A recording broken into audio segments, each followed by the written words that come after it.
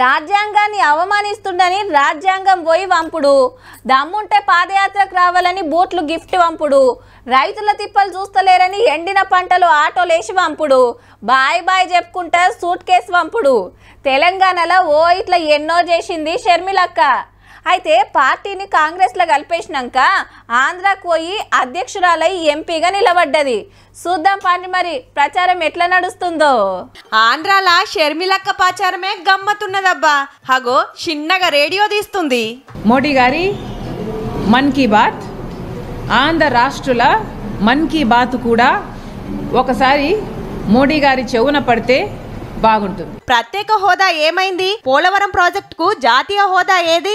మీరు భూమి పూజ చేసిన రాజధాని ఏమైంది అని ఆంధ్ర పబ్లిక్ కు మన్ కీ బాత్ వినిపించిందన్నట్టు ఇవాళ ప్రధానమంత్రి సారు వాళ్ళ రాష్ట్రానికి వచ్చినందుకు సారికి ఇష్టమైన రేడియో పట్టుకొచ్చి డిమాండ్లు చెప్పింది. ఇక మొన్న సీఎం జగనన్న గురించి, జగన్మోహన్ రెడ్డి గారు, నాకు భయం వేస్తుంది. మీరు అద్దంలో ముఖం చూసుకుంటే మీ ముఖం కనిపిస్తుందా, మీకు చంద్రబాబు గారి ముఖం కనిపిస్తుందా? మా చెల్లెండ్లు చంద్రన్న తోటి చేతులు కలిపిండ్రు అన్నందుకు గిట్లెడ్డిచ్చింది.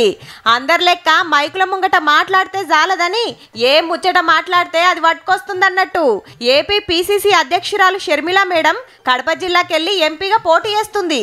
అటు 3 పార్టీల కూటమి, ఇటు అధికార పార్టీ రెండిటితోటి తగ్గఫర్ కొట్లాడుకుంటా ఎరైటిగా ప్రశ్నిస్తుందన్నట్టు ఇక వదినమ్మ భారతి మేడం గురించి గిట్లన్నది. వాళ్ళే సింగిల్ ప్లేయర్గా ఉండాలి. ఇదేనా భారతి గారి స్ట్రాటజీ? ఇదేనా? గొడ్డలితో మిగతా వాళ్ళందరినీ నరికేయండి, మీరే సింగిల్ ప్లేయర్గా ఉంటారు అప్పుడు.